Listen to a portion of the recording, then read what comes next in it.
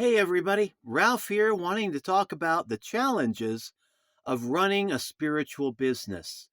Running a spiritual business can be challenging for a variety of reasons, some that are common to other kind of businesses and some that seem to be unique to our own little niche. The first reason that people will be kind of feeling awkward about their spiritual business is that they just feel awkward about being an entrepreneur in the first place. A lot of people get into this space with the attitude of the employee. You know, you spend your life working for somebody else. You've got somebody else telling you what to do, taking care of the publicity, taking care of the marketing, taking care of everything. And now, suddenly, when you open up your own spiritual business, all that responsibility falls onto you. And sometimes people are a little reluctant to be getting out there and promoting their spiritual business. And especially, promoting a spiritual business, that sounds a little bit like pride, right? Aren't we supposed to be humble?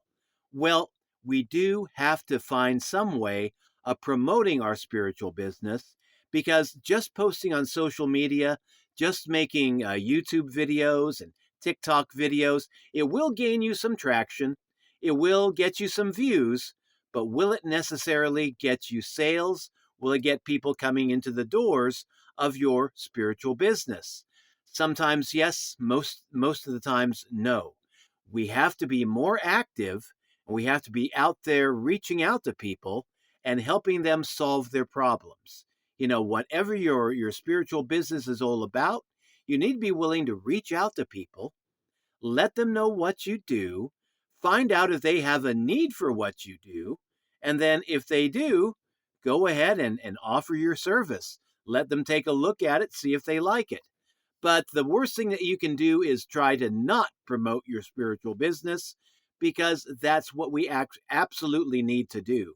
We need to be promoting ourselves, but in an authentic and non spamming way. Now, the other reason I think that a lot of us tend to be feeling a little bit reluctant about talking about our spiritual business, and this is the second challenge of running a spiritual business, and that is that there are a lot of people out there that will take a look at somebody who is operating a spiritual business and they'll be thinking you are a grifter, you are a crook, you're a fraud, you're a fake. And there are a lot of frauds, fakes, and phonies in this space, as in many other spaces out there. But in the spiritual business niche, I think we feel that more acutely. This happened to me about a week ago. I had a friend on Facebook, should say a former friend on Facebook. She had just reached out to me about a week before I started promoting myself on Facebook as a spiritual tarot reader. And we hit it off real well in that first week.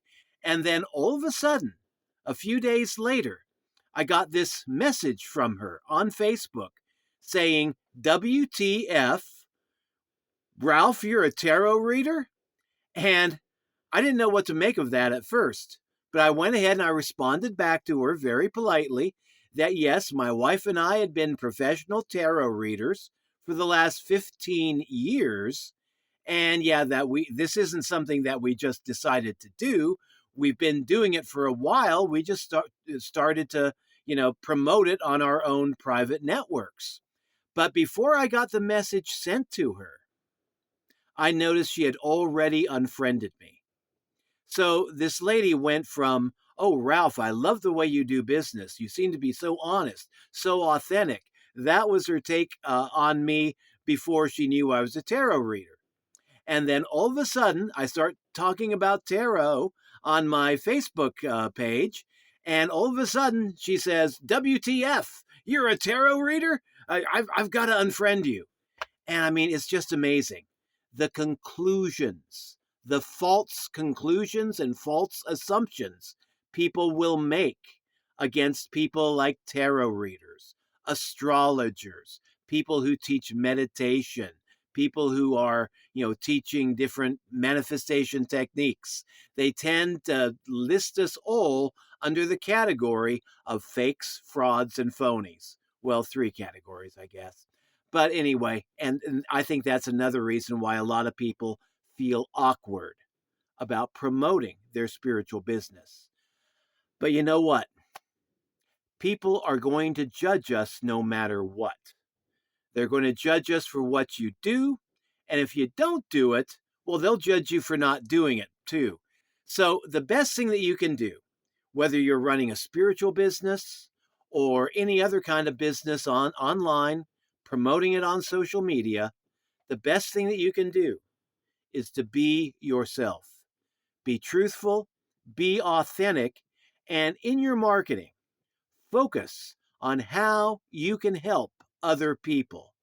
Try to find a need that you know is out there and look at your business. Is your business geared towards serving at least one of those needs, if not several? In our spiritual business, my wife and I, we do tarot readings, we do love and relationships. Been helping people in that area for over 15 years, actually. We've been doing it for 15 years, but we were doing it before we went professional with it. We were actually doing it on an amateur level long before that. So, but I mean, yeah, helping people in love and relationships, helping people to get clarity on their issues, clarity on their problems, helping people with their spiritual walk, their spiritual journey, helping people to come to a better understanding of themselves, their lives. A lot of problems out there. Love and relationships, one of those problems that really comes right up to the top of the needs that a lot of people have. And so, yeah, that's what we focus on, is trying to help people in whatever way that we can. And we do it by being honest, upfront, authentic. And if some people on social media want to send me a nasty DM and say, WTF, Ralph, I can't accept this. Well, that's fine. We don't have to be friends. If you want to be that prejudiced against people in an entire industry, then I don't want to be friends with you either, quite frankly. If you're that much of a fool, and I don't mean a fool in the tarot card sense, I mean a fool in the prejudiced fool sense, then yeah, I don't want to have to deal with you. Go in your own little world and be happy.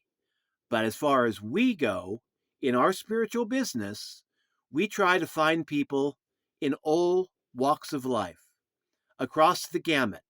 People who have problems that we can help them to deal with, that we can help them solve. And I believe in reaching out in a friendly, non-spammy way and being honest and authentic about what I do. So, if you're feeling reluctant to being out there on social media talking about your spiritual business or even your regular business, then just ask yourself the question, why am I here? What is my main goal in launching this business?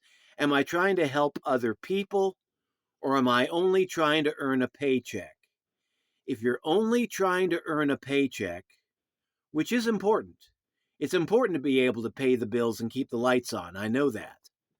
But you have to be able to help people in a real way too. You have to be able to help others in a real, solid, concrete way. So just ask yourself the question, what problems are out there in the world, and how can I solve those problems with my spiritual business? And how can I make an income while helping people build better lives, helping other people build better lives? And in that way, also help me and my family build better lives for ourselves too. So yeah, there you have it. A couple challenges of running a spiritual business. I think that one, being judged for being different, because a lot of people have their own different spiritualities. Some people have no spirituality. They're just religious, and they don't know the difference between religion and spirituality. And those are the people that I tend to have the most problem with. But I can understand them because I used to be that way too. But I mean, be yourself. Don't be afraid. Some people will reject you, but the people who need you are going to reach out. They will appreciate you, and they will appreciate your help that you're able to provide. So, this is Ralph signing out. I hope you found some value in this video. If you did, please like, share, subscribe, and we'll be back with other updates in the coming days. So, again, Ralph signing out. Have a good one. Bye-bye.